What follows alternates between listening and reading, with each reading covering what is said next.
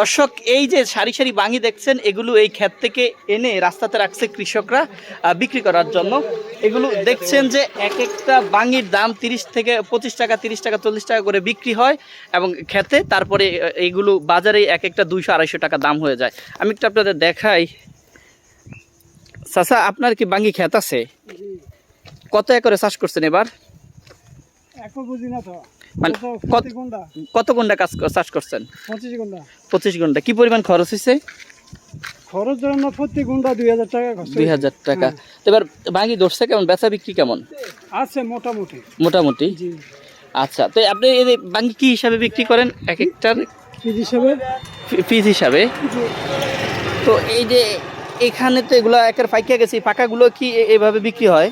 হ্যাঁ, এটা পিস হিসাবে যে লোকে না। এগুলো কি আপনার? হ্যাঁ। এগুলো কত করে কি বিক্রি করতেছেন আপনি? এটা ধরেন না 30 টাকা করে পিস।